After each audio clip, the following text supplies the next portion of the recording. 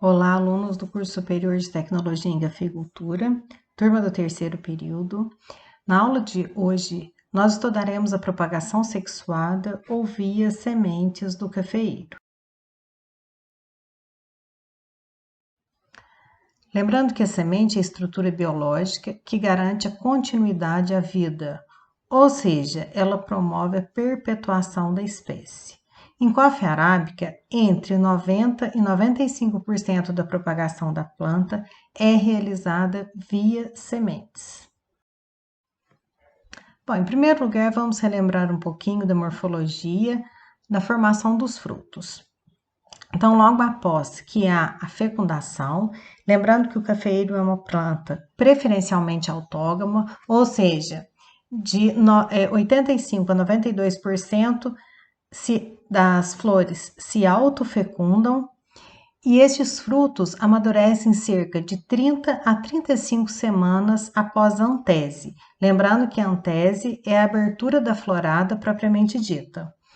O fruto é uma drupa elipsoide, contendo 2 locos e 2 sementes, ou seja, uma semente por loco, podendo às vezes conter 3 ou mais.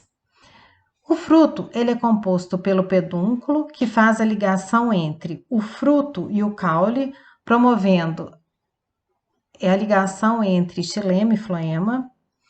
Coroa, cicatrização floral, por onde nós temos um problema sério com a broca do café, né? Lembrando que não é permitido comercialização de sementes com presença de broca. Exocarpo ou casca, exo, a parte externa, carpo, casca, né? Então, exocarpo é a parte externa do fruto, podendo ela ser vermelha ou amarelo. Mesocarpo ou mucilagem, né? Que é uma substância gelatinosa rica em açúcar, presente no fruto, aonde com a secagem, o mesocarpo ou a mucilagem, eles são absorvidos pelo endosperma, endocarpo ou pergaminho, né? É uma camada de proteção que ocorre presente no fruto, no entanto, ele protege a semente. Aqui nós temos, né, um esquema onde nós vamos ter aqui o exocarpo, né, que é a casca, que no caso um fruto vermelho. O mesocarpo, né, a mucilagem, podemos observar perfeitamente aqui no fruto cereja. O endocarpo, né, que nós podemos observar aqui, o endosperma, né, que é a semente propriamente dita, e a película prateada, né, a silver screen ou espermoderma.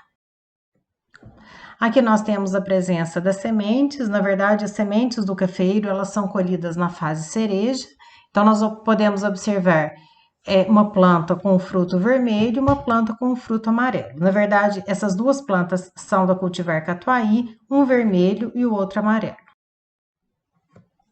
E a composição da semente, ela é espermoderma, que é a película prateada, endosperma e embrião. Lembrando, gente, que a semente do cafeeiro, ela é comercializada com o pergaminho, né? E o porquê disso? As sementes, gente, quando ela passa pelo beneficiador, como ocorre na produção de grãos, o beneficiador ele trabalha com alta rotação por minuto, ou seja, um alto RPM. Essa alta rotação por minuto, ela danifica fisicamente o embrião. Motivo este que não se retira o pergaminho no momento de comercialização da semente, para que não tenha nenhum dano ao embrião. Qualquer dano físico que ocorra no embrião impede a germinação das sementes.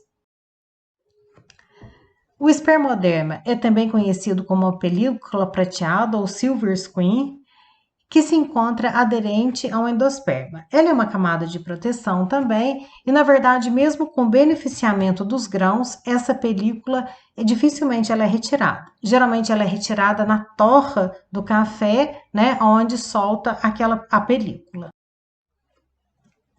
O endosperma, né, que é a semente propriamente dita, né, é o tecido de maior volume da semente, de uma cor azul esverdeada na espécie coffea arábica. Então, nós podemos ver aqui, né, um grão já beneficiado. Aqui nós temos a película prateada, e aqui nós temos o endosperma. O endosperma do cafeeiro, valendo a pena lembrar que ele é extremamente rico em substâncias nutritivas, são aproximadamente 1000 componentes do endosperma. E o embrião? O embrião, ele é formado por um hipocótilo, né? O hipocótilo é a estrutura do embrião, onde nós vamos ter meristema apical radicular e meristema apical caulinar, e os 2 cotilédones, medindo aproximadamente de 3 a 4 milímetros. O embrião da semente do cafeiro, ele é muito fácil de ser visível a olho nu, né? E lembrando que o cafeiro é uma dicotiledônia, e toda dicotiledônia, né, apresenta 2 cotilédones. E originando do embrião, raiz pivotante, outra característica de uma dicotiledônia. O embrião do cafeiro, ele está protegido pelo endosperma, que vai ter a função de nutri-lo durante o processo de germinação. E a germinação? O que seria germinação? Para muitos, germinação é quando a planta está emergindo no solo. Na verdade, gente, nós vamos deixar bem claro esses 2 conceitos. Germinação é a retomada do crescimento do embrião, interrompido na hora da maturação ainda na planta-mãe. E esse processo inicia com a imbibição de água e acaba com a protusão da radícula. Então, no momento em que, aqui aos 13 dias, como nós podemos observar na figura acima, a radícula começou a desenvolver, nós já consideramos essa semente germinada. Quando ela surge no solo, lá na fase de joelho, ela emergiu no solo. Então, emergência é quando ela surge, a parte aérea dela surge no solo. Germinação e a protusão da radícula. São termos, gente, que nós temos que estar muito atentos. Então, nessa figura 1 aqui, nós podemos observar a morfologia externa, né, das sementes. Aqui uma semente, né, com dia 0, né, o dia que foi semeada. Aqui, aos 13 dias, podemos observar aqui que já houve a germinação e, como se sabe, houve já a protusão da radícula. Aos 21 dias, a raiz pivotante desenvolvendo, aos 28 dias, a raiz pivotante já bastante desenvolvida. Aqui na morfologia interna, ou seja, no interior da semente, nós podemos observar a evolução, né? Aqui aos 0 dias, aos 7 dias. Houve já uma imbibição da semente, tanto é que o volume dessa semente aumenta devido à imbibição de água em aproximadamente 50% do seu peso. Aos 13 dias, podemos observar perfeitamente a radícula. Aos 21 dias, aqui a radícula já, né, bem desenvolvida, e aos 28 dias, ela, assim como na figura de cima, com a radícula bem desenvolvida. Ou seja, é uma semente que já está germinada. Nesse processo de germinação, o hormônio que entra em ação, como nós estudamos lá em Fisiologia Vegetal no semestre passado, é a giberilina. Ela é o hormônio responsável pelo alongamento das células e pela germinação das sementes. Na germinação das sementes, há uma ativação do crescimento do embrião, uma mobilização da reserva do endosperma e uma quebra de dormência. Então, durante esse processo de germinação, a giberelina é um hormônio que age desde a imbibição de água até a retomada do crescimento do embrião, que é a protusão da radícula. Nós podemos observar aqui no balanço hormonal, lembrando que toda vez que um hormônio agir, ele precisa de um sinal. O sinal é transduzido, ou seja, ele é transportado para que haja uma resposta. Lembrando que quando nós trabalhamos com balanço hormonal, no caso da semente do cafeeiro, a giberelina, quando ela é utilizada como regulador de crescimento, ou seja, nós vamos aplicar a giberelina na semente, ela não tem uma resposta positiva. Ou seja, a germinação do cafeeiro é uma germinação lenta, em condições de temperatura ideal, ela demora em torno de 7 a 15 dias. No entanto, em campo, como nós fazemos a semeadura no período mais frio do ano, entre os meses de abril e maio, essa germinação ela demora. Então, vários trabalhos já foram realizados com a aplicação de giberelina como regulador de crescimento para adiantar o processo de germinação. No entanto, este hormônio na semente do cafeeiro, ele não tem um efeito positivo. E acima de 20 miligramas por litro, ele impede a germinação da semente. Ou seja, ele vai ter um efeito fitotóxico. Então, a condição climática para que haja a balanço hormonal é a absorção de água. Então, a semente, só para a gente relembrar, ela absorve 50% do seu peso em água.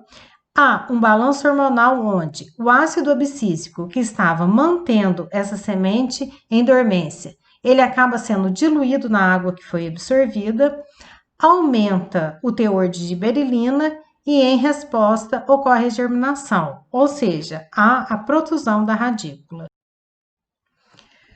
Bom, nós podemos observar aqui em relação à germinação e o período de embebição de água e o teor de água. Então, nós podemos observar aqui que, de início, essa semente absorve uma grande quantidade de água devido na fase 1, aqui na primeira seta, que nós podemos observar, há uma rápida entrada de água em relação ao potencial matricial, né?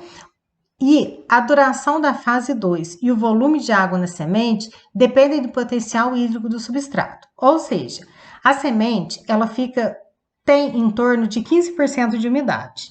Se eu deixo ela em um substrato que esteja na capacidade de campo, ou seja, com disponibilidade de água, lembrando que num potencial hídrico, a água sempre caminha do meio mais úmido para o mais seco.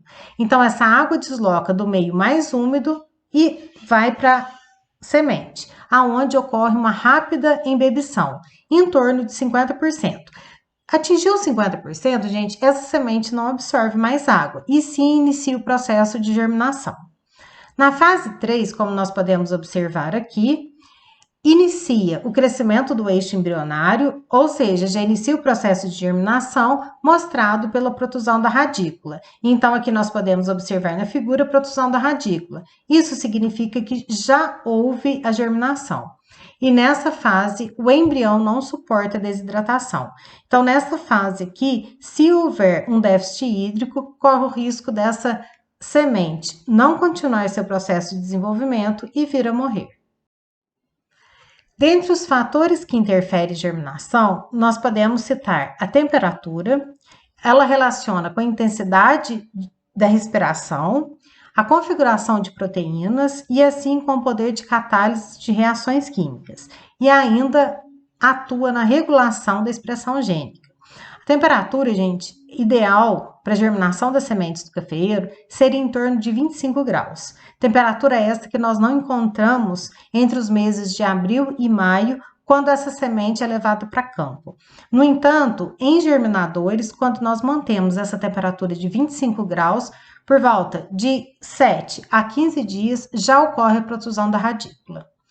Um outro fator é o potencial hídrico, então o embrião não cresce a menos que entre água nos tecidos e gere uma pressão de turgor, ou seja, a pressão de turgor, gente, é aquela que promove a expansão celular, necessária também para o reinício do metabolismo e a retomada do crescimento do embrião, que culmina na germinação.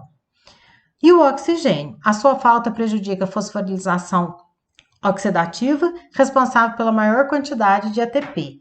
Então, o oxigênio é extremamente importante, então substratos extremamente encharcados, eles prejudicam a disponibilidade de oxigênio, prejudicando dessa maneira a germinação das sementes.